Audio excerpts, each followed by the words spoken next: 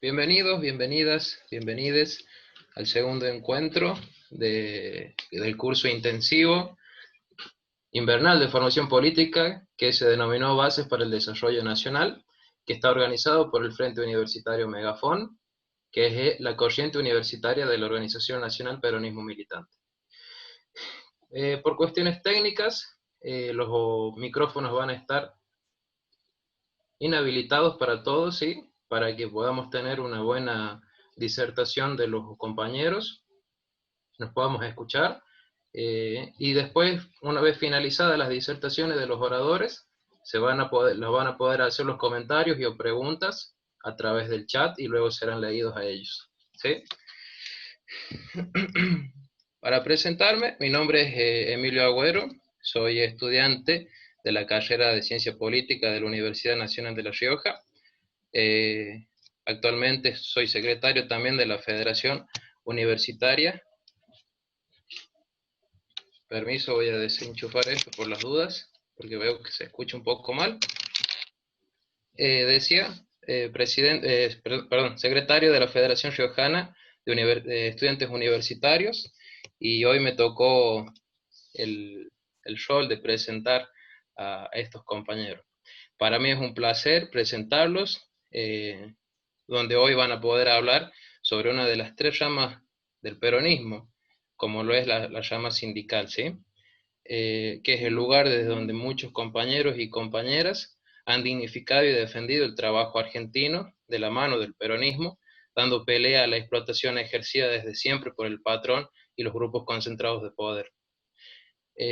Bueno, verán, hoy es domingo, la militancia no descansa, y nosotros seguimos formándonos como cuadros para poder seguir dando la batalla cultural que tanto necesitamos como país para poder lograr una liberación nacional, a lo que desde Megafón y Peronismo Militante siempre se trabaja y apuesta con todos los compañeros.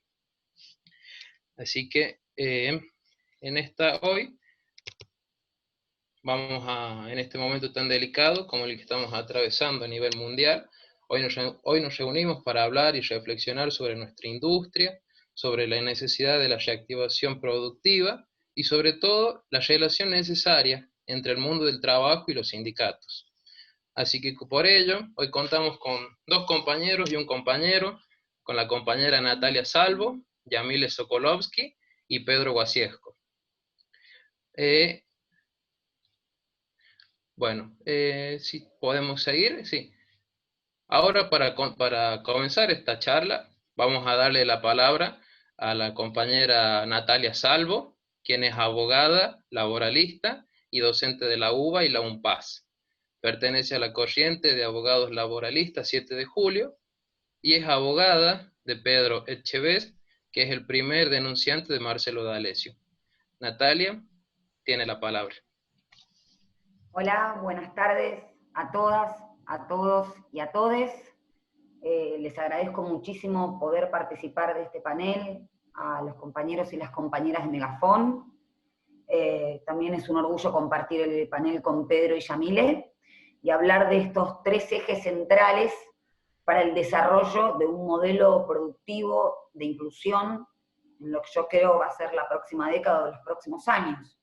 Y el rol central que tienen ejes o dispositivos fundamentales como es el trabajo, la producción y los sindicatos, como organizaciones gremiales y colectivas fundamentales para el desarrollo de un Estado social de derecho. Yo lo que voy a hacer es un pequeño y breve raconto que suelo hacer para que desde mi punto de vista se entienda del surgimiento, la razón de ser del derecho al trabajo, que es un derecho que pone coto a la imposición del poder patronal en una relación que en un modo de producción capitalista, naturalmente, o objetivamente, mejor que naturalmente, es una relación desigual. Y digo objetivamente porque si ustedes ven el discurso que pivoteó durante todo el siglo XX ante cada conquista del colectivo de los trabajadores y trabajadoras, era un discurso que abrevaba o trataba de poner el énfasis en aspectos subjetivos del trabajador y la trabajadora individualmente considerada, y en el aspecto colectivo, desde que el trabajador era un vago o que las conquistas iban a servir para la vagancia o la holgazonería, y esto me refiero al discurso, por ejemplo, de la primera ley de descanso dominical, y que también continuó con el mismo discurso en la ley de limitación de la jornada de 1929, y después un poco ayornado con posterioridad. Digo esto porque muchas veces hacen pasar el derecho del trabajo como un privilegio, que es una noción opuesta al derecho. Y esto no es así, porque el derecho al trabajo, tanto en su faceta individual como en su fundamental e instrumental aspecto colectivo, el derecho colectivo, el derecho sindical, la libertad sindical, las medidas de fuerza, etcétera, necesariamente tienen existencia en un modo de producción capitalista, porque justamente la forma de ponerle un límite a la autoridad casi absoluta o absolutista que tiene el empleador en el marco de las relaciones de trabajo. Entonces, para que ese trabajador no sea cosificado, es preciso que el Estado, primero, visibilice el conflicto, lo integre y a través de las normas trate de compensarlo, no solamente a través de las normas y del derecho del trabajo, sino también a través de sus políticas públicas, que no hagan de este plexo legal una cuestión meramente abstracta. Y en esto, tanto en el cumplimiento como en las mayores conquistas, tiene un rol fundamental la organización sindical o la organización gremial. Esto es porque las normas que protegen al trabajo se componen de el producto fundamental de la negociación colectiva, que es el convenio colectivo de trabajo, y que es una norma obligatoria y no facultativa, que se puede aplicar o no según la facultad o no del empleador, que está llamada a mejorar los derechos que se obtienen a través de la ley. Esto es importante que lo veamos, porque todo el derecho del trabajo, ¿se escucha bien? ¿Sí? Bárbaro. Todo el derecho del trabajo, nosotros los abogados decimos, a veces parecen difícil, pero es bueno que se entienda, porque por lo menos desde mi experiencia, que yo hace 18 años que me recibí y siempre hice derecho laboral, todos los trabajadores y las trabajadoras, e incluso en algunos gremios, tienen la sensación de que están preguntando por ventajas o que pueden ceder a esos derechos. No, yo consentía que me pagaran en negro. No, pero yo las vacaciones no las tuve porque yo acepté a trabajar mis vacaciones. Entonces, esta noción de que el derecho del trabajo, que surge de normas mínimas, que emanan tanto de la Constitución Nacional y de nuestro artículo 14 bis, de los tratados internacionales, de la ley de contrato de trabajo, de estatutos profesionales, y fundamental y primordialmente del convenio colectivo de trabajo, que es un instrumento capital de mejoramiento de derechos, ¿sí? Siempre de vanguardia, y que ha sido, no por nada, absolutamente denostado por todo la franja reaccionaria y conservadora, primero de la oligarquía, después del neoliberalismo, ahora del capital deslocalizado. Estas normas son inderogables. Nosotros hablamos del principio de progresividad. En momentos de crisis, el principio de progresividad de las normas es, y esto lo tiene dicho la misma ONU, la irregresividad, es decir, por lo menos si no avanzamos, no regresemos en las conquistas obtenidas. Entonces son irrenunciables estos derechos, pero son indisponibles. ¿Y esto qué quiere decir? El empleador y el trabajador no pueden por un acuerdo decir no se me aplica el convenio, salgo de esta organización gremial y voy para otra porque me lo dice el empleador, o yo renunciarlos. Esto es fundamental porque quiere decir que este derecho interviene para compensar, y no porque no confíe en las capacidades subjetivas del trabajador, sino porque hay condiciones objetivas y materiales en el que este modo de producción, que lejos de haber compensado en su formato de capitalismo tardío, financiero, rentístico financiero, como que se le quiera llamar, ha agravado esa desigualdad, ¿sí? Entonces, con mayor razón, el Estado tiene que estar presente en la normativa, y con mayor razón las organizaciones gremiales cobran un papel protagónico fundamental en el desarrollo, en la discusión y en el debate del nuevo modelo productivo. Si va a ser, podemos estar de acuerdo en que el modelo de especulación financiera está agotado, pero dentro del modelo de producción y trabajo podemos hablar de un modelo de pleno empleo y en donde se intente abarcar, contener e incluir al universo de trabajadores y trabajadoras, o de un modelo que tolere, entre comillas, más de un 10% de desempleo, un 20 y pico % de pobreza. ¿Dónde está la diferencia desde mi punto de vista? En el accionar de las organizaciones gremiales, en el protagonismo que cobre el colectivo de los trabajadores en la discusión de este modelo y de este programa de país. Si las organizaciones gremiales van a tener el rol de meras ONG, que no van a discutir, lejos de lo que es la tradición de nuestras organizaciones gremiales y de nuestro movimiento obrero organizado, que con todas sus luces y sombras, avances y retrocesos, ha sabido, por ejemplo, frenar la reforma laboral del año 2017, que sí se había implementado en Brasil y querían implementar aquí en Argentina.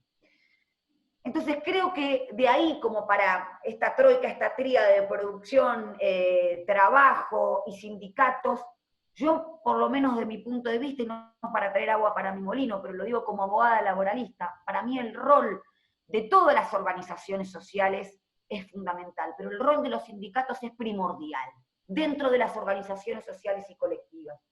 Y esto lo digo porque con la pandemia lo vimos bien, no solamente a nivel local, sino también regional y global, que este mercado que era postulado como el mejor gestor de las cuestiones del Estado, ¿no? del mejor administrador, ya sea de la salud, del trabajo, de la educación, su incompetencia y su capacidad se vio a las claras, y es por eso que todo el aparato discursivo, académico y demás de la derecha está redoblando esfuerzos para poder instalar que los que verdaderamente producen riqueza son las empresas, que es necesario otra vez como un nuevo consenso de Washington y hablar de un Estado reducido, un ajuste, es decir, las mismas recetas para fracasos ya comprobados, ¿no? Entonces, desde este lugar yo creo que es fundamental primero ver que ese antagonismo entre el capital y el trabajo, por más que nos llamen nostálgicos, no solamente sigue subsistiendo, sino que se ha encarnizado aún más, porque en la evolución del capitalismo o del neocapitalismo y demás, para poder perpetuarse y poder conservar su margen de rentabilidad y ganancia, ha echado manos a todos los dispositivos institucionales, culturales, de producción de subjetividad. Por eso incluso Jorge Alemán dice que el capitalismo no es solamente un modo de producción, sino también, y antes bien, un modo de producción de sujetos. Y es por eso que han tratado de descolectivizar los lazos sociales, o mejor dicho, hacerlos otra vez individuales. Esto no es nada nuevo. En el siglo XIX, cuando los efectos de la revolución industrial ya se hacían sentir en la absoluta inequidad y explotación del trabajador y la trabajadora, todo lo que era lazo colectivo estaba condenado, incluso era delito. La huelga, nosotros sabemos bien, igual que las organizaciones gremiales, han pasado por sus tres facetas de prohibición, tolerancia y judicialización. Y es por eso que no podemos dejar de ver el avance de este modelo de producción cada vez más encarnizado, conjuntamente con también las instituciones jurídicas que van generando para proteger los bienes que consideran fundamentales.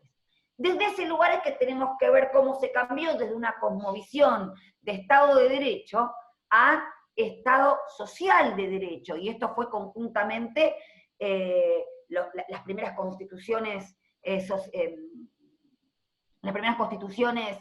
Estado social de derechos alemana, de 1919, incluso el primer tratado de limitación de la jornada de la ONU, el Tratado de Versalles, Es decir, no podemos despegar las instituciones jurídicas de la evolución económica. Un momentito, por favor, si me aguardan.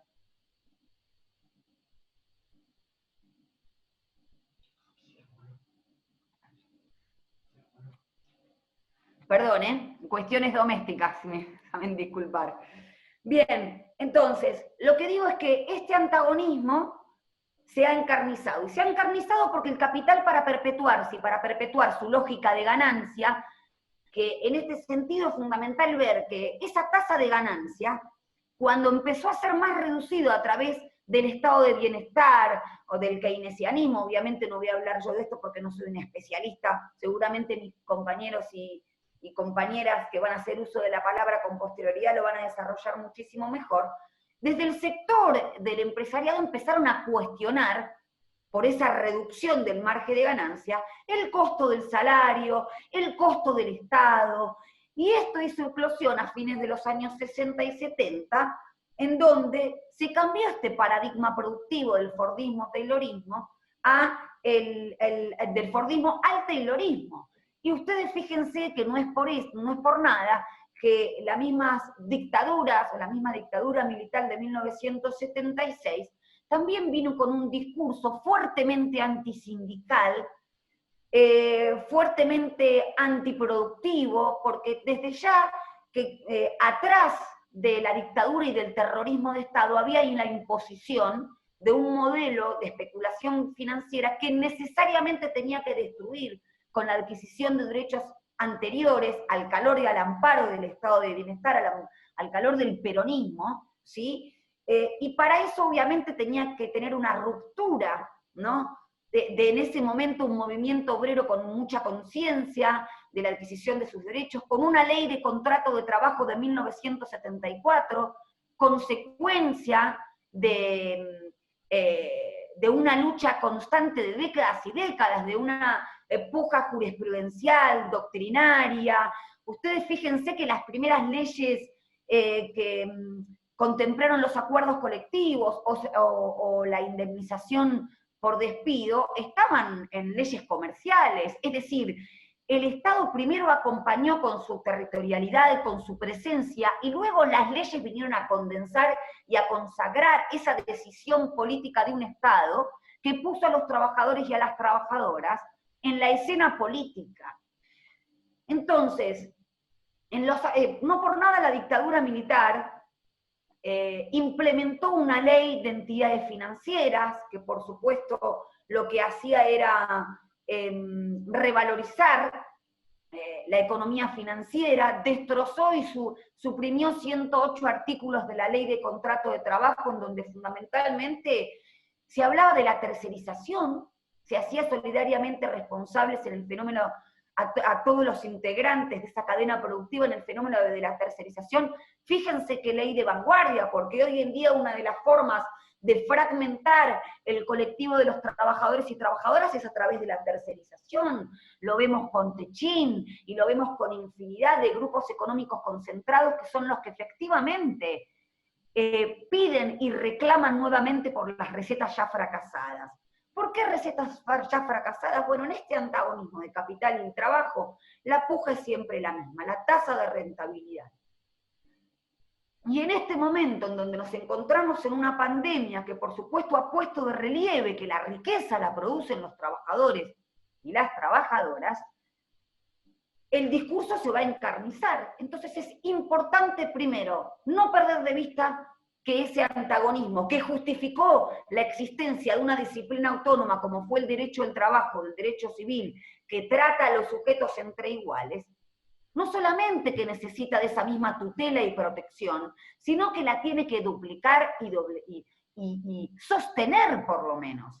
Y esto porque fíjense que han aparecido también en los últimos días discursos otra vez focalizando, poniendo el énfasis y el ojo en el salario como costo de producción, en la cesión de derechos y conquistas de los trabajadores, en la implementación de sistemas de capitalización, como por ejemplo los trabajadores de la construcción que tienen un fondo de cese de desempleo, que como lo ha dicho Héctor Recalde, eso es contrario incluso a la Constitución Nacional, que habla de la protección contra el despido arbitrario. y no que ese despido arbitrario, sin causa, sea solventado por el mismo trabajador mes a mes.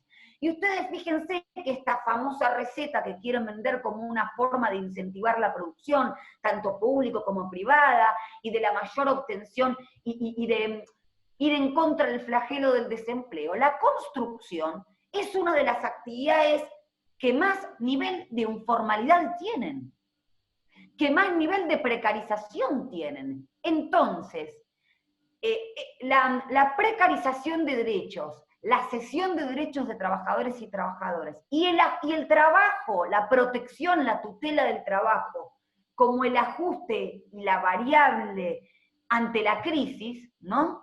Que hay que ajustar ante la crisis, ya vimos históricamente que ha traído situaciones nefastas. Lo vimos en la última dictadura cívico-militar, lo vimos en la ola flexibilizadora de los 90 con las famosas leyes o contratos basuras, contrato de aprendizaje, la ley Banelco 25250, que justamente lo que hacía era quebrar la estructura de protección del modelo sindical argentino, la preeminencia de los convenios de actividad por sobre los convenios de empresa, la preeminencia de un modelo de concentración como nuestro modelo sindical, dándole relevancia o preeminencia a los sindicatos de empresa. Es decir, fíjense, otra vez volver a la individualidad, reducir el nivel de negociación, reducir el contrapoder sindical, cuando desde el otro lado del capital había un momento y un flujo absolutamente contrario, la concentración del capital y la deslocalización de ese capital, un capital sin rostro, un capital internacional.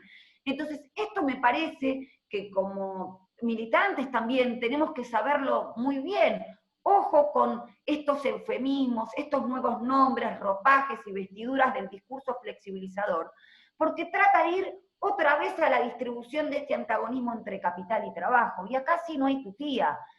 Lo que se produce es o ganancia o salario. Entonces, ante esta nueva situación, ver no solamente que las formas de ajustar al trabajador son a través de su salario, sino a través de la deuda. El otro día escuchaba en una charla a Ricardo Arosquín que decía que justamente este capital financiero, su nueva forma de dependencia, de antisoberanía, era endeudar a los estados, a las empresas y a los trabajadores. De manera que ese lazo de dependencia se haga aún todavía más fuerte. Por eso creo que, ¿cuál es la salida? Bueno, fíjense que con este impacto de la tecnología en las relaciones de trabajo, hay dos variables tecnológicas que tienen mucho renombre, mucho resorte, que es el famoso teletrabajo y los trabajos por las apps, por las aplicaciones, o como se diga. Yo soy bastante bruta en todo lo que tiene que ver con nociones informáticas, así que sabrán disculpar en ese aspecto. Pero fíjense que hablan de la innovación, de la introducción de la tecnología en las relaciones de trabajo. Justamente el peronismo nunca se caracterizó por negar los cambios. Lo que se caracterizó, y eso es lo que molesta, es de ponerle límite, otra vez, límite a que la introducción de la tecnología no sea neutral. Porque acá hay dos variables también. O la introducción de la tecnología es para maximizar la rentabilidad del capital concentrado y deslocalizado, o la introducción de la tecnología es, de una vez por todas, para lograr mejores condiciones de trabajo y reducir el índice de desempleo. ¿Y esto cómo se hace? Yo creo que no estoy inventando la pólvora, lo han dicho grandes laboralistas y también grandes dirigentes sindicales. Hay dos variables en el contrato de trabajo que se pueden ajustar, no ajustar, sino modificar, ¿no?, a través de la introducción de la tecnología, que es la limitación de la jornada de trabajo. La jornada de trabajo es muy importante porque separa el tiempo que yo estoy a disposición del empleador, no me importa si es freelance o no, es decir, que yo estoy conectada y que me pueden enviar un mensaje, que me pueden convocar, que mi energía, y esto también es muy importante, porque yo la verdad que a veces me asolo y digo, cuestionan al derecho del trabajo porque no somos modernos, pues ellos quieren sostener, nuestras leyes laborales tienen más de 40 años, El artículo 14 bis lo cuestiona, y es el artículo 14 bis, no es la Constitución del 49, es un artículo repuesto en el año 57 después del golpe de Estado y de la derogación de la Constitución del 49, el golpe del 55. A ver, no estamos hablando tampoco de la panacea. Si uno relee la Constitución del 49, también hoy en día es una Constitución de vanguardia en ese sentido.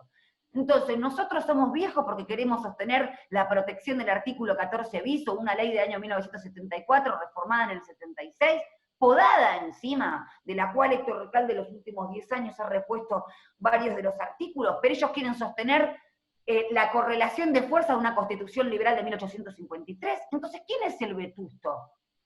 ¿Quién está siendo conservador, reaccionario, contrarrevolucionario? Creo que esa discusión no la tenemos que perder, porque incluso, fíjense, hablar de flexibilización ya lo tenemos incorporado. Es siempre hablar de flexibilización del artículo 14 bis, nunca del artículo 14 y del 17 de la Constitución Nacional que habla de la actividad comercial o de la protección de la propiedad privada.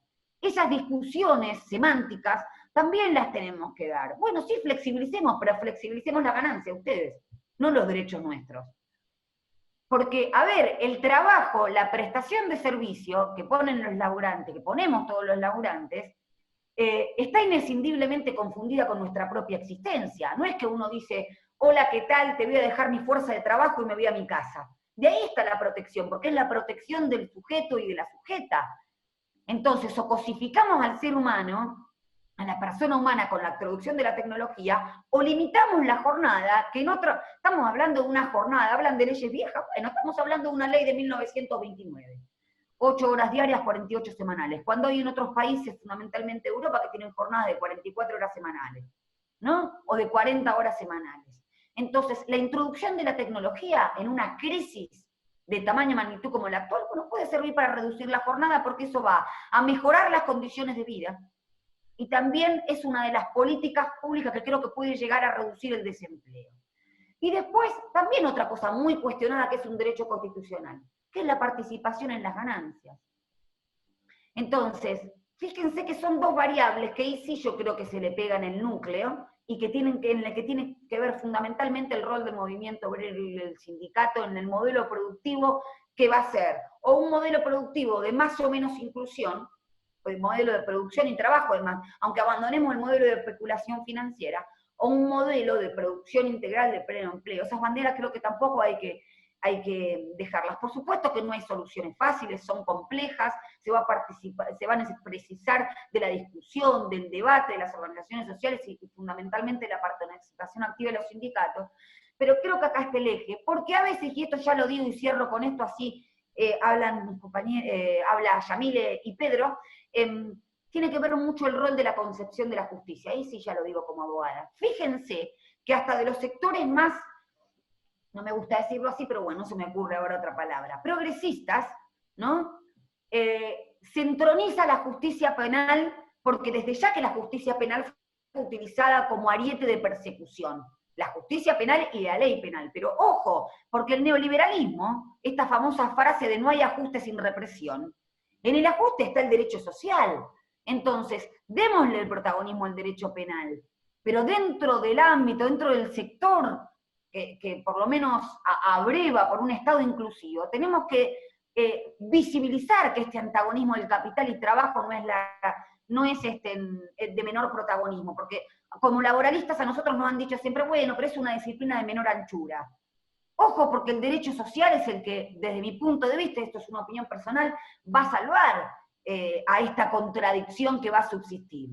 Mientras subsista la contradicción del capital en trabajo, no nos comamos la curva de que, bueno, hay mucha protección. No, es esta, la discusión sigue siendo la misma. Entonces, fantástico con las reformas, creo que es el primer peldaño, la reforma de la justicia en la reforma penal, pero el 3% de las personas pasa por la justicia federal penal.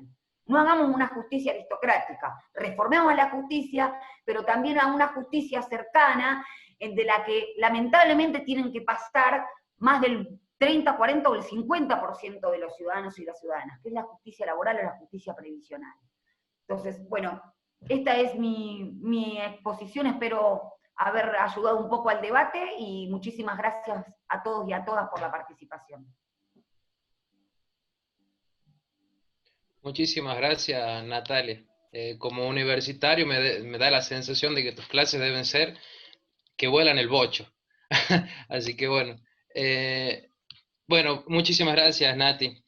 Ahora le vamos a dar el paso al compañero Pedro Guasiesco, quien es ingeniero electrónico, secretario adjunto de la CTA de los Trabajadores, es presidente del Puerto de La Plata y secretario general de la Federación de Trabajadores de la Energía, Industria, Servicios y Afines. Pedro, le damos la palabra. Bueno, gracias Emilio, bueno, gracias a Megafón, al peronismo militante, también, bueno, lo único sí, aclaremos, no soy el secretario adjunto, soy secretario de Interior de la CTA, sí lo fui durante mucho tiempo, pero bueno, producción, trabajo y sindicatos para el desarrollo nacional.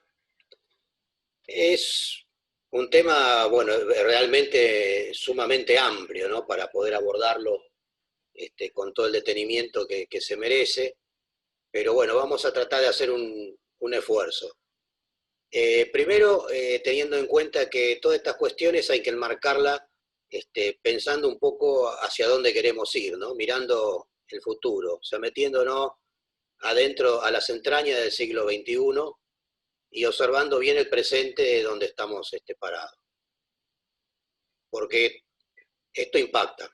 Y bueno, ahí sí, como Perón lo decía, la verdadera política es la internacional, ¿no? O sea, si uno no ve y no se para entender la política internacional y lo que está pasando en el mundo, es muy difícil que se pueda hacer una política nacional correcta y a la vez hacer un desarrollo nacional. Entonces, el primer punto es esto. Nosotros estamos viviendo en un mundo en que la globalización llegó a una instancia bastante superior en lo que fue el desarrollo del capitalismo, comparado con otras etapas, y estamos viviendo en un momento en el cual lo que vimos del mundo unipolar, de la hegemonía de Estados Unidos, se está resquebrajando. Se ha consolidado el modelo neoliberal y el aspecto financiero de ese modelo y la globalización del capital financiero al extremo de que están muy por arriba las autoridades de cualquier estado, inclusive hasta los más grandes del planeta.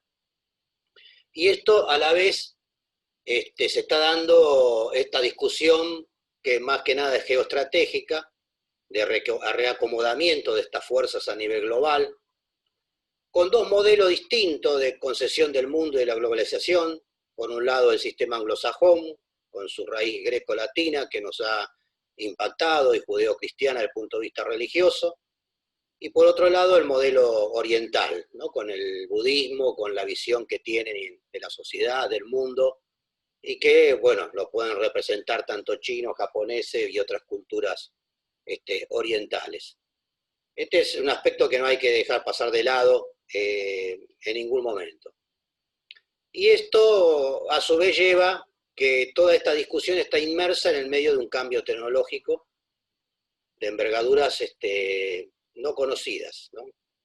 Es común hablar primera revolución industrial, el carbón, el vapor, segunda revolución industrial, la máquina eléctrica, la de combustión, tercera revolución industrial, la computación, la electrónica, la informática, y pararnos y decir ahora, bueno, ahora estamos en la industria 4.0, en la revolución digital, y por ahí eso es sencillo explicarlo así, y entonces nos permite entender el fenómeno como viene sucediendo en otras etapas y querer asimilarlo.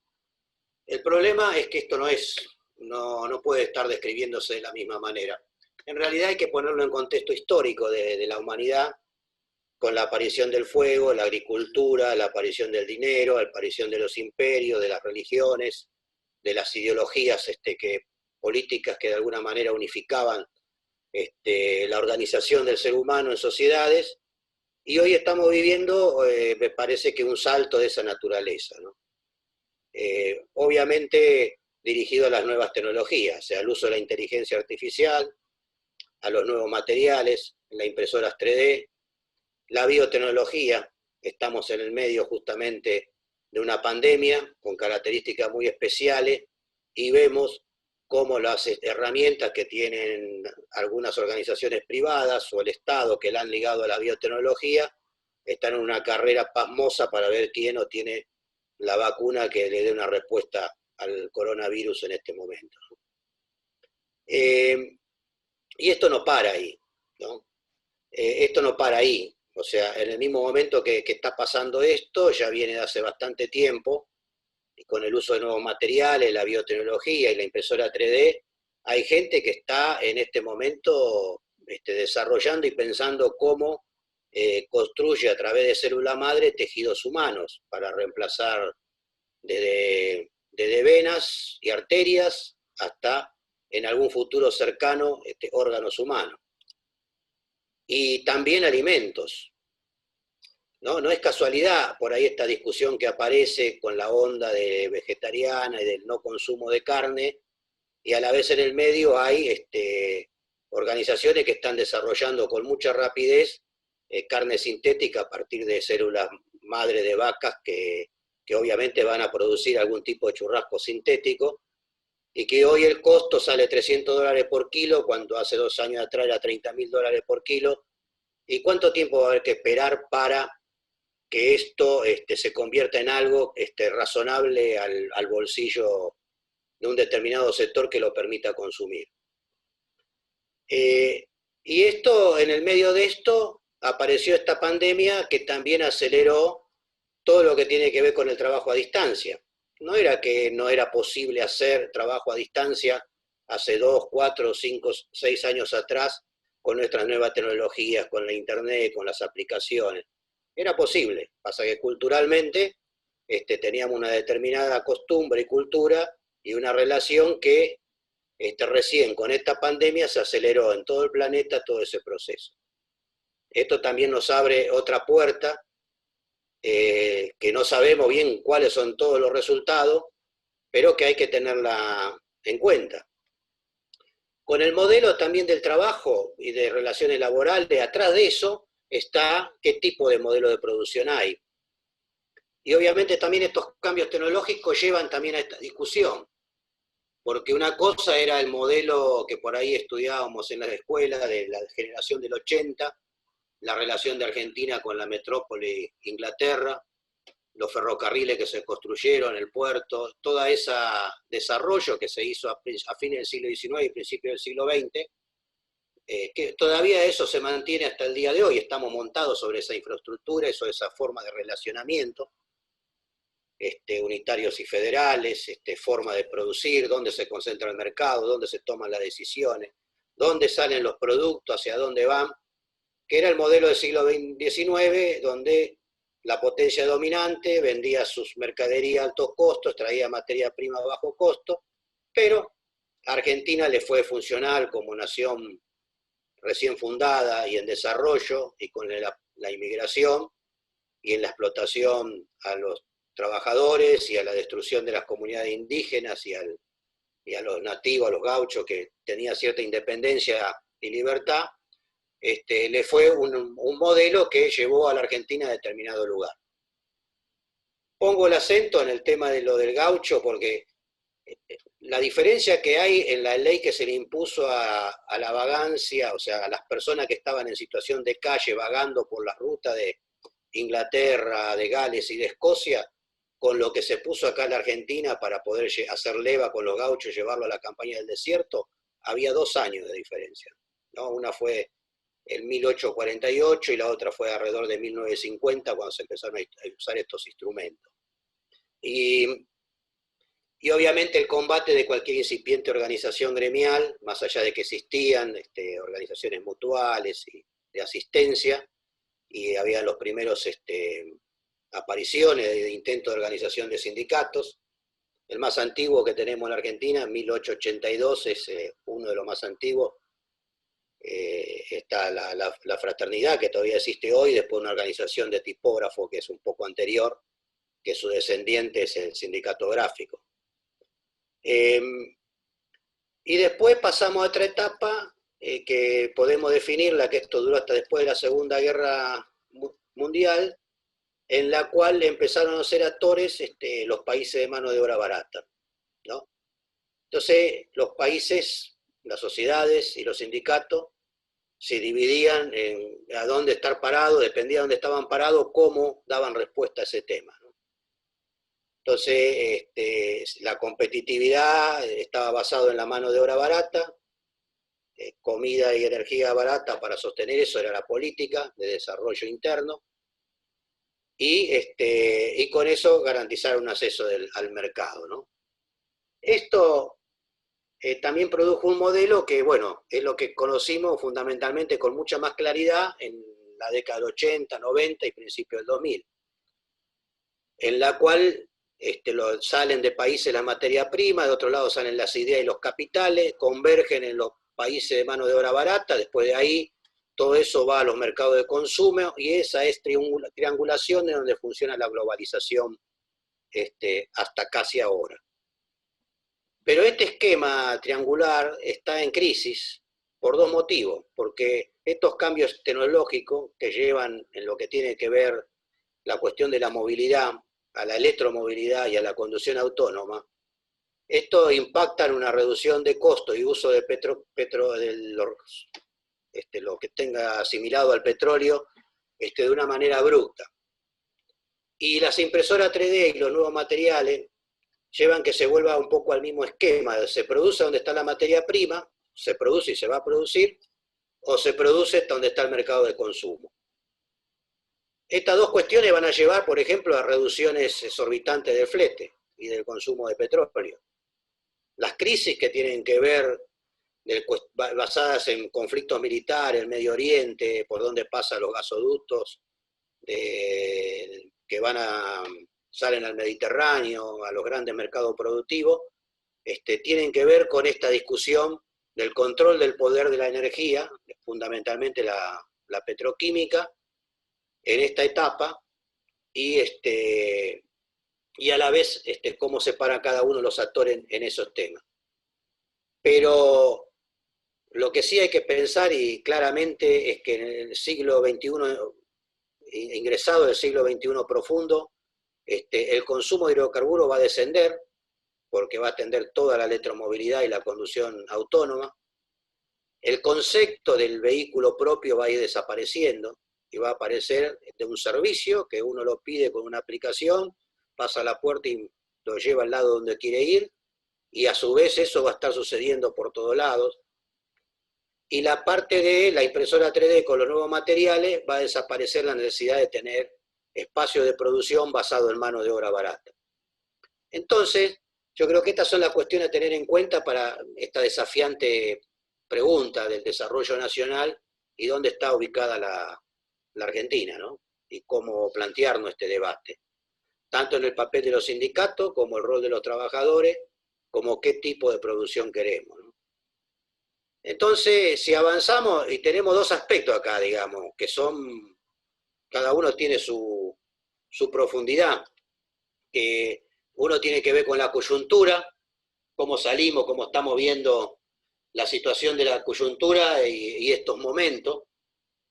Y a mí me da la impresión que la negociación y la salida de la deuda con los acreedores privados ha sido altamente satisfactoria para el país porque le da un aire importante durante los próximos 4 años.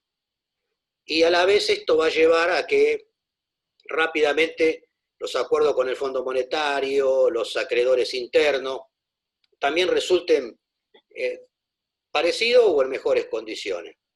Lo cual me parece que esa situación ya es irreversible. Tenemos un panorama con las posibilidades para los próximos 4 años interesantes. Digo 4 años porque en la forma que se negoció y las curvas de pago se ve claramente que los dólares necesarios para poder cubrir las deudas se incrementan abruptamente a partir de los 4 años. Pero por otro lado, nos garantiza que nuestro gobierno pueda emprender la tarea de la recuperación económica y el crecimiento económico con más herramientas. El segundo tema que aparece en esta cuestión de coyuntura es el tema de las restricciones externas que tiene la Argentina con respecto al dólar, que son históricas, que podemos reducirla a 4 principales, que son la energía, que es el complejo automotriz, que es la electrónica y que es el turismo. Vemos que producto de la pandemia se ha tenido que paralizar muchas de estas cuestiones y la recuperación económica que se está viendo de la industria en estos meses, ahora fundamentalmente entre julio y este mes, nos revela que hay todo un sector que se ha reorientado a las exportaciones y que se han limitado fuertemente las importaciones. ¿Es esto lo que va a llevar que la Argentina tenga este año un saldo positivo que va a estar superando los 20.000 millones de dólares? Y esa situación, no sé si igual, pero es probable que se mantenga durante el 2021. Eso es una buena noticia. Pero esto no invalida la otra Argentina, que también es parte de la realidad, de un 35% de personas que están en situación de pobreza, y la situación de que en el mundo laboral también hay un porcentaje parecido de trabajo irregular y sectores de la economía sumamente afectados. Entonces ahí aparece un primer tema con respecto a lo que tiene que ver con el mundo del trabajo, en la cual hay como dos visiones de la Argentina, justamente inclusive en el propio Frente de Todos, en el conjunto de la sociedad, pero también en el Frente de Todos. Un punto es el que dice que, bueno, por estos cambios del mundo del trabajo, explicado de manera distinta a lo que yo estoy diciendo o por otros argumentos, hay que ir acostumbrándose que trabajo para todo no hay. Y que entonces hay que armar una estructura del Estado que le dé respuesta a esto, ¿no? Y que eso a la vez genere una cierta economía social con la cual mantengamos lo que tiene que ver con el mundo del trabajo, pero a la vez aceptemos la realidad. En este punto, y hay otro sector que cree en el pleno empleo y el desarrollo nacional y poder desarrollar el tema de un modelo productivo con pleno empleo. Y ahí obviamente aparece el rol de los sindicatos. También atraviesa esta discusión con respecto a qué tipo de forma tenemos de organización sindical para dar respuesta a esta situación. Ahí aparece sobre la escena el tema de la pregunta es, ¿la Argentina está en condiciones o no de poder afrontar estos desafíos de los cambios tecnológicos y estos cambios geoestratégicos? ¿Tiene los recursos humanos, intelectuales, la infraestructura básica necesaria para enfrentar eso? ¿Sí o no? Este es el debate. El problema es que hay una parte importante de los sectores de derecha, que es la expresión más clara, tipo Macri, que creen en la Argentina Australia. O sea, la Argentina para 20 millones de habitantes, basado en materia prima. Esto ya lo sabemos, es redundante este planteo, pero lo pongo como referencia. Pero esto no es también solo de parte de la derecha. También dentro de los sectores populares, de las organizaciones populares, hay un sector que piensa que en la Argentina no va a haber trabajo para todo, que no hay posibilidad. Y tienen argumentaciones teóricas para esto. Y están basados en estas cuestiones que también yo planteo. Y se basan en varios de estos argumentos. Pero mi planteo es que sí, que la Argentina tiene posibilidad. La Argentina ha demostrado en varias oportunidades poder estar, y no solo con el peronismo. Antes del peronismo, la Argentina, aún con esa organización de la generación del 80, de esa oligarquía, con todas las cosas que hacían, mostraron que la Argentina tenía capacidad. Y si no queremos ir más atrás, a la Revolución de Mayo. La Argentina tuvo capacidad de jugar un papel a nivel regional, a nivel continental, en varias oportunidades. Y esta no puede ser la excepción. Tenemos un parque de universidades, tenemos capacidades intelectuales, se viene demostrando los equipamientos de algunos laboratorios en el enfrentamiento a la cuestión del coronavirus, y esta posibilidad está abierta, como los desarrollos tecnológicos que ha hecho la Argentina en su momento, satélites, radares, desarrollo naval, del sistema de construcción de aviones, o sea, en electrónica. Entonces, uno de los modelos de desarrollo, una de las patas del desarrollo de Argentina, es apuntar justamente a aprovechar toda su infraestructura universitaria y de conocimiento para ponernos a la vanguardia de lo que tiene que ver con la inteligencia artificial, las impresoras 3D, el uso de nuevos materiales, y eso acompañado también en el tema de la biotecnología. Estas dos herramientas son clave para poder poner a la Argentina de vuelta en el lugar que corresponde. Ahora, ahí uno tendría que estar pensando, y esto también impacta directamente en lo que tiene que ver con la electromovilidad y la conducción autónoma. Si tenemos equipos que desarrollan inteligencia artificial, tenemos equipos para desarrollar autos, camiones, barcos de conducción autónoma y usar esa tecnología para ponerlo al beneficio de la producción y estar a la vanguardia de estos cambios. Y si usamos la electromovilidad, vamos a estar también en condiciones de poder estar a la altura para estos cambios que se van a pasar de la matriz energética. Y que también nos sirve para conexión con el mundo exterior, con la globalización. Nosotros podríamos tener y aprovechar este crecimiento de China y este reposicionamiento en ese tema, generando acuerdos para producir en forma complementaria estos vehículos eléctricos de conducción autónoma. Yendo al punto de los sindicatos, para no extenderme más, porque pues supongo que va a haber una etapa de preguntas, la organización sindical es clave y fundamental, pero también tiene el mismo problema de lo que son las organizaciones políticas, sociales y empresariales y de todo tipo, que lo van a tener ante los desafíos que se enfrentan. No se puede enfrentar los desafíos nuevos con respuestas antiguas y con estrategias ya utilizadas. Son necesarias respuestas. Lo que no cambia es a quién servimos, para dónde trabajamos, cuál es el interés que defendemos. Pero las herramientas tienen que ser modificadas. Sindicatos, nosotros tenemos sindicatos para ir un poco más fuerte que en otra región de América Latina. Pero también a la vez son sindicatos conservadores, que les cuesta discutir estas cuestiones de introducir en la negociación colectiva la participación a la ganancia, la participación en el directorio, los comités mixtos de seguridad e higiene, las cláusulas de incorporación de las mujeres en los lugares de trabajo donde se pagan los mejores sueldos. Hoy no hay ningún impedimento tecnológico para poder justificar no hacer tomar estas iniciativas. Y impulsar estas decisiones son fuertes, porque uno tiene que dejar de lado por ahí algunas otras cuestiones que son importantes, pero esta va a ser la clave si queremos que los trabajadores sean un actor activo, importante, adentro y afuera de la empresa.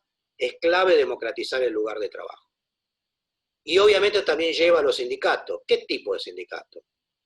Sindicatos fuertes. Ahora, los sindicatos fuertes, para poder hacerlo, se tienen que garantizar de la autonomía de la construcción sindical.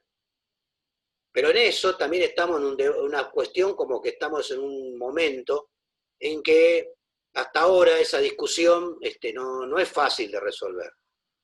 Los modelos de fortalecimiento de organizaciones sindicales que conocimos en una etapa del 80, yo siempre pongo los dos, uno fue ATE y el otro fue camionero. Empezaron a fines de la década del 80 camioneros con 50.000 afiliados y al día de hoy debe tener alrededor de 200.000. ATE en ese momento estaba casi a punto por la política de Menem de desaparecer y se fue reconstruyendo. Pero un modelo se reconstruyó como un sindicato más como organización política, con bandera de una agenda muy politizada y canalizando la resistencia en todos los lugares. Válido, una respuesta para el crecimiento. El otro, basado en una cuestión, digamos, de sindicato de oficio. O sea, juntamos todos los camioneros de todos lados donde hay dos ruedas, los ponemos a trabajar en conjunto. Esos fueron los dos modelos exitosos de la década del 90, y eso inmerso en el sistema sindical que nosotros conocemos, en la cual también hay una gran dispersión, que dificulta el avance en estas cuestiones que son estratégicas para los trabajadores. Debilitan la organización sindical y no le dan potencia para generar agenda en los niveles más altos de la política para poder discutir temas que son de mucha importancia. Esto claramente lo pongo en muchos sectores, creo que pongo como ejemplo la actividad marítimo-portuaria o la de aeronáutica, pero la propia metalmecánica. En Alemania hay un solo sindicato metalmecánico, que es la IG Metall, que agrupa 3 millones de trabajadores, 3.800.000.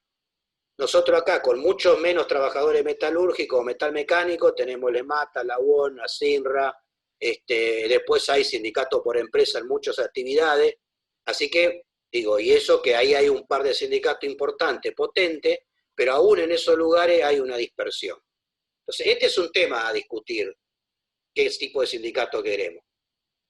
Para dar respuesta también a estos cambios tecnológicos, a las .com y a la voracidad del capital, personalmente pienso que es mucho más saludable la respuesta que dio UNAITE, un sindicato de 2 millones de afiliados en Inglaterra, afiliando al sector industrial, que organizó en Liverpool a 15.000 de los trabajadores de Uber, de la bicicleta, no de Uber, de las bicicletas, y los organizó porque era un sindicato que tenía espalda económica, equipo de abogados, presencia en los medios de comunicación y recursos para organizar esos 15.000 trabajadores.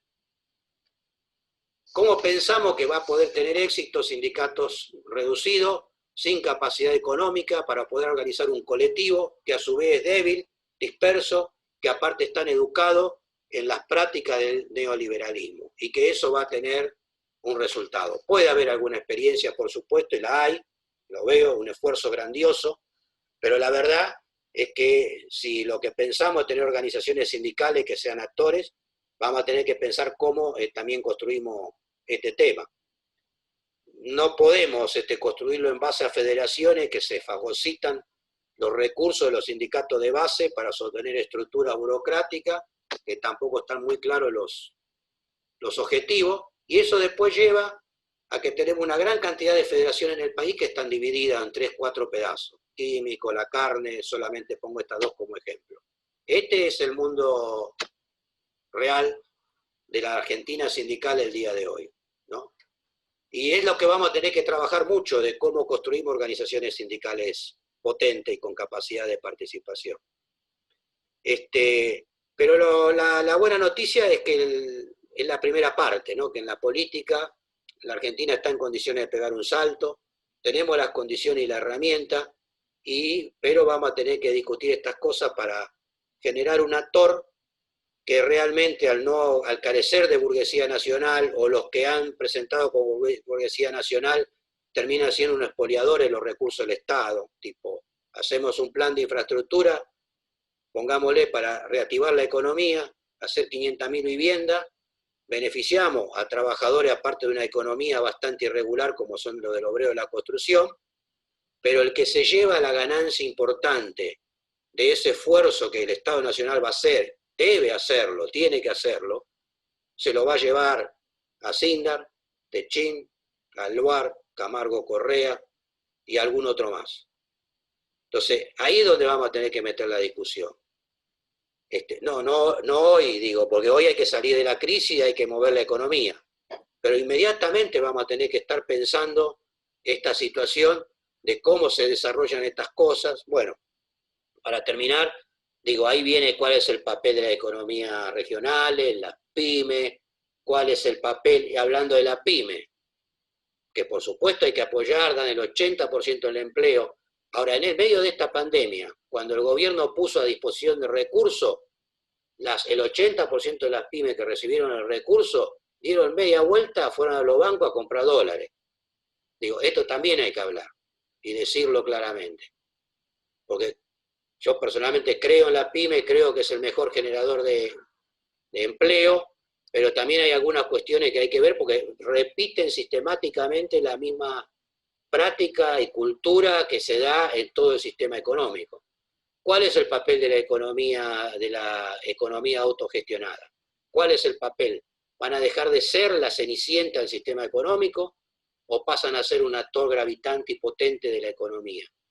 ¿Recuperaremos el papel de esas cooperativas como el hogar obrero, tanto en los servicios, en la construcción, como en la provisión de alimentos, de cadenas integradas verticalmente para proveer alimentos a costo razonable a nuestra sociedad? Bueno, no me quiero extender más, creo que abordé los 3 puntos y y nada, seguimos. Gracias, compañero Pedro. Muy claro el paneo sobre cómo está la situación sindical, más o menos hoy en la Argentina y las herramientas para una nueva reconstrucción. Bueno, ahora le vamos a dar la palabra a la compañera Yamile Sokolovsky, quien es secretaria de Relaciones Internacionales y directora del Instituto de Estudios y Capacitaciones dentro de CUNADU, y posee un amplio contenido de publicaciones en revistas, proyectos de investigación y libros como por ejemplo Resistir para seguir construyendo una universidad más democrática. Adelante, compañera Yamile. Muchas gracias, compañero. Bueno, buenas tardes, compañeras, compañeros y compañeres de Megafón, del peronismo militante. Muchísimas gracias por la invitación y por la oportunidad de compartir este panel con Pedro y con Natalia, que es un orgullo y que además bueno, me facilita bastante o conduce bastante mi exposición porque ya han hecho un marco muy claro de estas cuestiones, de las cuestiones que nos convocan. Así que yo voy a recorrer solamente algunas cuestiones generales y me voy a conducir más o menos rápidamente a incorporar en el debate la cuestión de la universidad, que un poco Pedro la anticipaba recién cuando pensaba, bueno, cuáles son las capacidades que tiene nuestro país para pensar un desarrollo diferente. Creo que, bueno, está claro que estamos discutiendo o retomando viejas discusiones históricas y fundamentales discusiones en nuestro país y en el campo nacional y popular, en un contexto muy, muy complejo, donde están dramáticamente a la vista las condiciones de desigualdad a las que ha conducido a nuestra sociedad, sobre todo, digamos, la imposibilidad de avanzar y de profundizar un proceso de reconstrucción que veníamos transitando entre el año 2003 y el año 2015, por la llegada de estos 4 años nefastos de gobierno de la Alianza Cambiemos, y que eso ha implicado o pone a la vista desigualdades inadmisibles en las condiciones de vida de la mayoría de nuestro pueblo, fundamentalmente en términos de, o que se revelan claramente en relación con la situación del trabajo y los ingresos. Un compañero hacía referencia recién en el chat a la situación del empleo en negro o del trabajo en negro, y Pedro también hacía referencia a una condición que ha devenido, digamos, una base estructural muy complicada para abordar esta situación, que es la de tener en nuestro país en la actualidad, o haber llegado, digamos, en este nuevo periodo político con prácticamente la mitad de la población económicamente activa en condiciones de trabajo precario, y de supervivencia a partir de la participación en la economía informal. Y creo que, bueno, también es importante decirlo, aunque creo que ustedes lo han estado abordando en un encuentro anterior, donde estuvieron la compañera Estela Díaz y la compañera Graciela Morgade, el modo en que se hace visible también de una manera muy importante la desigualdad de género en nuestra sociedad, justamente a partir del modo en que las mujeres estamos mayoritariamente incorporadas al mundo del trabajo informal o del trabajo no reconocido y no remunerado. Y la otra cuestión que es fundamental y que también cobra absoluta relevancia en este contexto es la cuestión del rol del Estado, no solamente de la centralidad del rol del Estado, sino de la importancia que tiene la orientación política de los Estados, ¿no? No es cualquier Estado el que necesitamos, sino que es un Estado comprometido con los intereses de las mayorías, con la protección, la preservación de la vida, la salud y del bienestar de las mayorías, y entonces la disputa política por la orientación que asumen los Estados, y los Estados van a estar representando los intereses democráticos de las mayorías o van a estar capturados por el interés corporativo de las empresas, es una cuestión que no tengo que decirlo acá, pero claramente está en la primera línea de los debates que tenemos que tener en nuestra sociedad.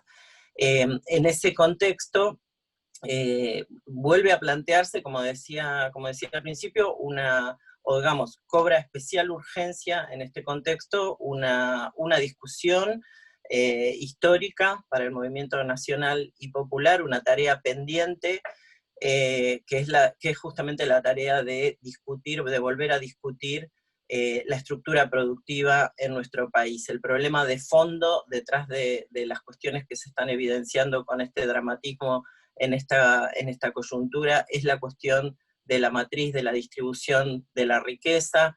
Nosotras, desde nuestra central estamos planteando, no quisiera dejar de decirlo acá, porque hay que decirlo en todas partes, estamos reclamando que se avance con un impuesto extraordinario a las grandes fortunas, que hubiéramos querido que fuera también un impuesto a las ganancias extraordinarias que han tenido y siguen teniendo muchas empresas. La dificultad en avanzar solo con esa medida, que es una medida de emergencia, que está orientada a garantizar una cuota de financiamiento extraordinario para la tarea de asistencia que está haciendo nuestro Estado a los sectores más vulnerados en sus derechos y en sus condiciones de vida. Digo, la dificultad que tenemos para avanzar en ese terreno da cuenta de la crudeza que tiene la disputa política con los sectores oligárquicos en nuestro país. Sigue siendo una cuestión fundamental, pero la cuestión de fondo es la cuestión de la discusión de la estructura productiva que define la matriz de la distribución de la riqueza en los países. En esa discusión, como decía Natalia y como también decía Pedro, el lugar de las organizaciones sindicales es un lugar decisivo. Las organizaciones sindicales, además, que hemos estado en los 4 años anteriores construyendo resistencia, construyendo unidad, construyendo movilización y condiciones, finalmente condiciones para que fuera posible el desarrollo de una salida política al momento en que nos encontrábamos. También tenemos que tener protagonismo en este momento en la definición de cuál es la salida de esta situación.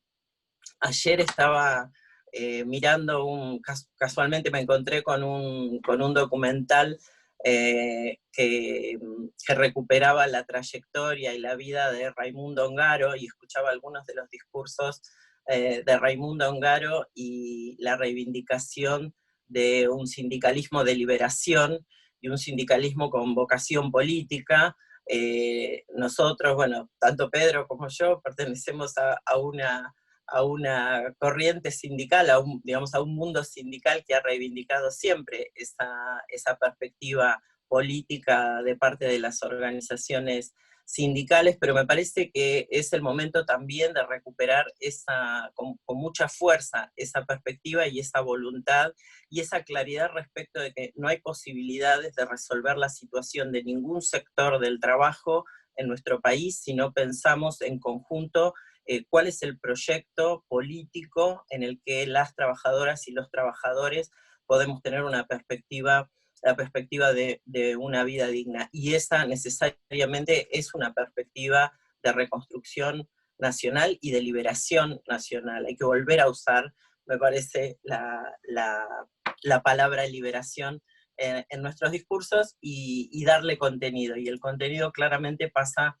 por esta discusión de cuál es el modelo productivo que nos va a permitir garantizar condiciones de vida digna para nuestro pueblo en un contexto internacional y regional que se ha ido haciendo cada vez más complejo, donde ha avanzado claramente la concentración de la riqueza, por lo tanto la desigualdad, por lo tanto el empobrecimiento de millones de personas, y donde empiezan a instalarse y a ganar lugar estos discursos que Pedro lo recuperaba hace un momento, que parecen resignarse a que los cambios que se producen en el sistema productivo y en el mundo del trabajo van a conducir a millones de personas finalmente al desamparo y a la marginalidad, y que solo podríamos tener frente a eso una respuesta de contención, una respuesta en algún sentido asistencialista. Creo que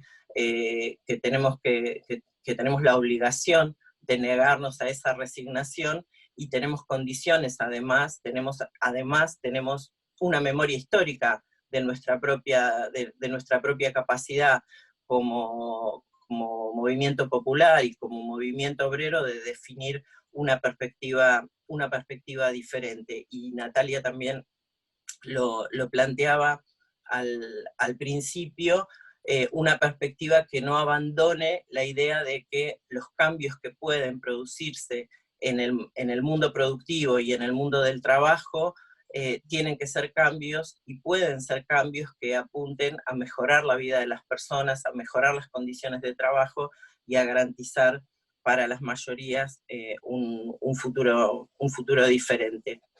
En esos términos, creo que también es el momento de volver a discutir qué pasa con la universidad, y ahora lo digo desde mi lugar de sindicalista universitaria, también desde la perspectiva de un sindicalismo que siempre ha planteado que nuestro rol, por supuesto, es garantizar condiciones dignas para el trabajo de las y los universitarios, pero siempre en el marco de un planteo político respecto de cuál es el rol de la universidad en nuestro país y en países como el nuestro, en países situados en la periferia del capitalismo global, y siempre en lucha con las distintas formas que adquiere la dimensión colonialista e imperialista sobre nuestros países, sobre nuestra gente y sobre nuestros recursos.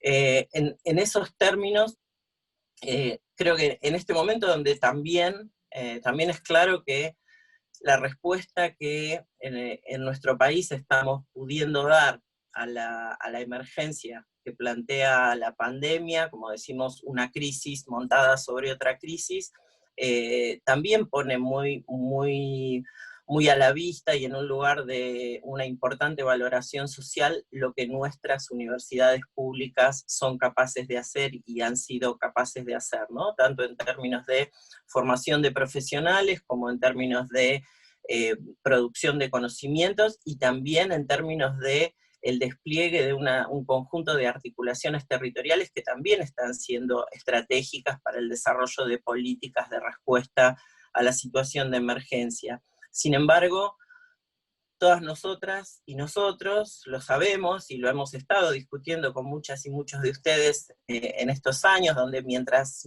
resistíamos a las políticas de ajuste y de hostigamiento sobre la universidad, sobre el sistema educativo público, sobre el sistema científico-tecnológico, no hemos dejado de discutir todas las cosas que creíamos que nuestras universidades tenían que seguir transformando, todos los cambios que entendíamos que tenían que seguirse produciendo para que nuestras universidades, que reivindicamos, fueran mucho más democráticas, mucho más populares, mucho más comprometidas con el destino de nuestro pueblo.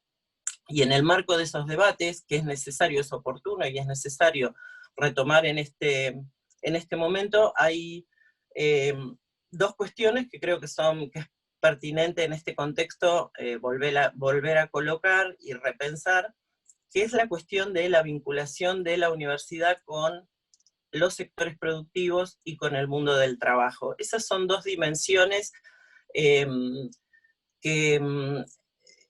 requieren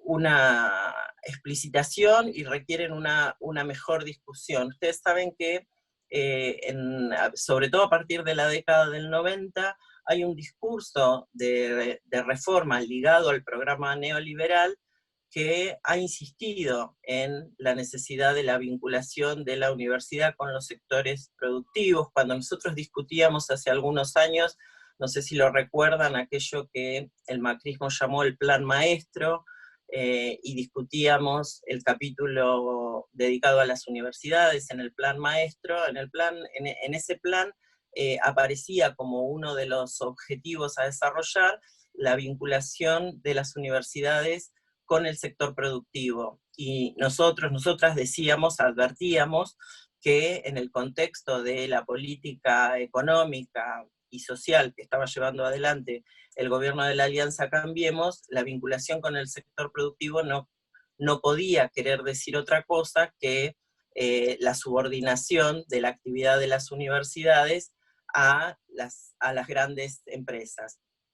Y esta idea de la vinculación con el sector productivo, además, como decía, empezó a aparecer en los discursos de reforma universitaria en la década del 90, cuando las universidades, a partir de las restricciones presupuestarias que se impusieron sobre ellas, fueron impulsadas, como extorsivamente, a buscar fuentes alternativas de financiamiento a partir de la asociación con el sector privado. Ese proceso que nunca se interrumpió del todo, pero que fue reducido en una medida muy, muy importante en el periodo de los gobiernos kirchneristas, precisamente porque el Estado se hizo cargo claramente del financiamiento de la actividad universitaria y de incrementar de manera sostenida ese financiamiento, y al mismo tiempo de intentar reorientar la actividad de las universidades a la relación con el Estado y al acompañamiento en el desarrollo de políticas públicas. Digo, ese modo de vinculación con el sector productivo es un modo de la relación de las universidades con el sector empresario que podríamos discutir. Sin embargo, tal como ocurrió en el periodo que mencionaba, del año 2003 al año 2015, es necesario volver a pensar cómo se vincula la universidad con el mundo de la producción y en qué términos. Lo cual no quiere decir vincularse con el mundo de la producción en términos de ir a buscar financiamiento y orientaciones, sino mucho antes que eso, cómo la universidad se involucra en la discusión y en la construcción de capacidades para desarrollar una estructura productiva diferente. Y de la misma manera la cuestión de la vinculación con el mundo del trabajo. También hay un discurso que ha insistido fuertemente en la necesidad de que las universidades y el sistema educativo aporten a la formación para el trabajo. Esa también es una relación necesaria, pero que al mismo tiempo hay que resignificar bajo otro modelo o bajo otro proyecto. Es claro que las transformaciones que se están produciendo aceleradamente en el mundo del trabajo, requieren una formación, pero no solo una formación que califique a los trabajadores y trabajadoras para incorporarse a ese mundo del trabajo modificado, sino sobre todo una formación que permita a las trabajadoras y los trabajadores participar en el rediseño, en el diseño mismo de los sistemas productivos y de la organización del trabajo. Entonces, tanto en la cuestión del modo de involucramiento de las universidades con el sistema productivo y con el mundo del trabajo, lo que estamos planteando es que es necesario que las universidades estén implicadas desde un lugar que permita generar capacidades autónomas en nuestro país, esto es, una capacidad soberana de discutir y proyectar ese sistema productivo y ese mundo del trabajo. Y esa es una discusión en la que tenemos que poner en juego todas las capacidades de nuestro sector público, y de allí las universidades, porque si las transformaciones en la producción y en el mundo del trabajo se producen de acuerdo con los intereses y con los designios del capital, esas transformaciones, como también me relataba tanto Pedro como Natalia un poco antes, claramente conducen a mayor flexibilización, mayor precarización del trabajo, reducción del empleo, desplazamiento de millones de personas del mundo del trabajo, en función de la maximización de la ganancia de las empresas. Pero no es verdad que las transformaciones en el mundo del trabajo tienen que conducir a esa a ese futuro, a esa jungla, sino que nosotras estamos en condiciones de plantearnos y de discutir qué transformaciones son necesarias y qué transformaciones son posibles en función del interés general, esto es, en función del interés de las mayorías, y qué transformaciones son posibles en términos de las capacidades de desarrollo tecnológico y productivo que tenemos en nuestros países. Ese es un proceso donde las universidades tienen que estar implicadas, es un proceso en el que los sindicatos tienen que estar implicados y las universidades también tienen que construir ese diálogo. Y aquí, tanto las universidades como el sistema científico y tecnológico en nuestros países son un recurso fundamental. Son un recurso fundamental, como decía, tanto en términos de la formación de profesionales en todas las áreas. No deberíamos pensar, cuando hablamos del desarrollo nacional, que estamos pensando solamente en las ingenierías, solamente en las ciencias biológicas. Estamos pensando en todo el conjunto de disciplinas que se abordan en el mundo universitario. Necesitamos formación, necesitamos una formación de abogadas, como la compañera que hemos escuchado al comienzo. Necesitamos arquitectos y arquitectas, necesitamos médicos y médicas o personal de la salud, necesitamos trabajadoras y trabajadores sociales, necesitamos trabajadores y trabajadoras del mundo universitario en todos los terrenos del desarrollo de nuestras sociedades. Y necesitamos también pensar que la cuestión de la tecnología es fundamentalmente una cuestión política. Es una cuestión que hay que poder resolver preguntándose cuáles son las tecnologías que necesitamos. En ese sentido, creo que es claro que nuestras universidades tienen mucho que aportar, pero como decía, como recuperaba hoy, en función también de los debates que hemos venido sosteniendo, las universidades también tienen mucho que transformar en sus propias dinámicas, en sus propias estructuras, para estar a la altura de esos desafíos. Nuestra universidad, esta universidad que valoramos tanto, sigue siendo una universidad fuertemente signada por una impronta profesionalista, sigue siendo una universidad donde todavía nuestra sociedad deposita una expectativa muy fuerte en términos de movilidad social ascendente, pensada en términos individuales, más que en términos del aporte a las transformaciones colectivas que necesitamos, y sigue siendo una universidad en muchos sentidos fuertemente academicista y muy disciplinada a los mecanismos de producción, de conocimiento, de producción, de validación y de comunicación del conocimiento que atan a nuestra capacidad académica, a nuestra inteligencia académica, a nuestros esfuerzos y a buena parte de nuestros recursos, a un circuito que es un circuito en el que ocupamos un rol subalterno trabajando sobre agendas de investigación y de producción que no son las agendas definidas por los intereses de nuestro propio pueblo. En ese sentido, la discusión del lugar de la universidad y del modo en que la universidad se incorpora en esta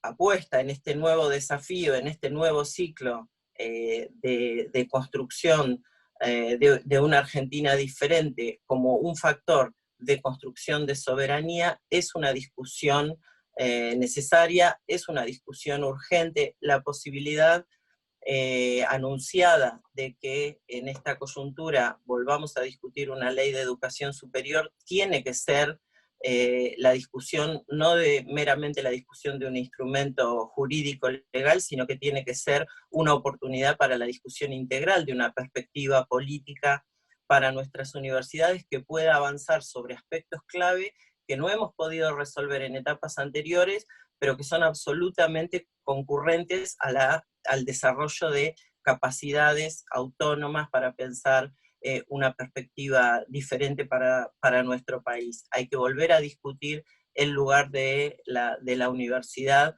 como una institución garante del derecho a la educación, pero sobre todo garante de las posibilidades de una educación que le dé a nuestras trabajadoras y a nuestros trabajadores esa capacidad de incidir en la construcción de un modelo de desarrollo. Hay que volver a pensar a la universidad como un espacio de producción soberana de conocimientos, y en ese marco también de producción de tecnologías, y hay que volver a pensar a la universidad como un actor fundamental en el debate público, en el debate de como se decía también en otras épocas, de las grandes cuestiones nacionales. Ese territorio de disputa política también es un territorio clave donde las universidades, los trabajadores y las trabajadoras y los estudiantes de las universidades tienen que estar teniendo un rol absolutamente activo, y también en la recuperación de las memorias de la lucha y de la organización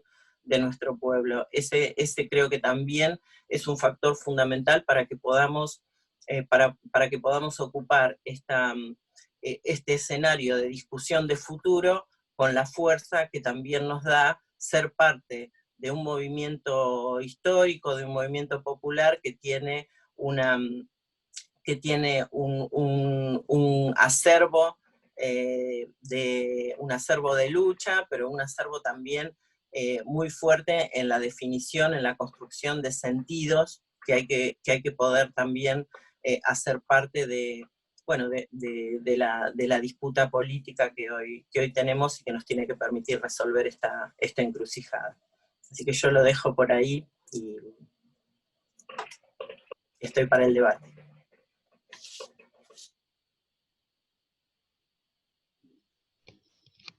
Ahí está. Muchísimas gracias, compañero Pedro, Yamil y Natalia, por dedicar este día domingo a seguir formándonos entre todos, compañeros, acá, para poder, como decía ahí Yamil, producir conocimientos con soberanía. Qué importante eso. Agradecerles también a todos los participantes, más de 80 participantes tuvimos hoy. Desde mi parte, darle las gracias también a los compañeros de Megafon por darme la oportunidad de presentar a estos compañeros oradores el día de hoy. Todavía nos quedan 2 encuentros más de formación política desde Megafon. El próximo va a ser el tercer encuentro, que es el desarrollo científico y tecnológico, que va a estar el compañero Diego Hurtado, Ana Franchi, y el compañero rector desde Buenos Aires, desde Tierra del Fuego, perdón, Juan José Castellucci. Avisarles también, comentarle a los compañeros, Yamile, Pedro y Natalia, que van a estar recibiendo un certificado por su participación en este foro, digamos. Así que bueno, muchísimas gracias. Ahora sí les vamos a pedir, como religiosamente los domingos, hacemos una foto grupal para nuestras redes y para que nos quede a todos como un lindo recuerdo de esta participación. Logística, ahí me dirá la compañera Sofía, Ana. Sí, ahí vayan activando las cámaras y vamos sacando las fotos. Sonrían, los dedos en B.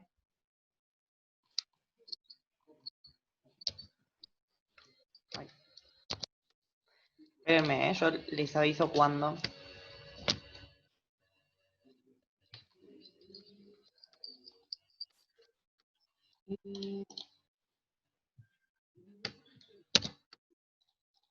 Ahí estaríamos. Buenísimo. Muchísimas gracias, compañeros y compañeras, por participar. Nos vemos el otro domingo. Un abrazo grande para todos y todas.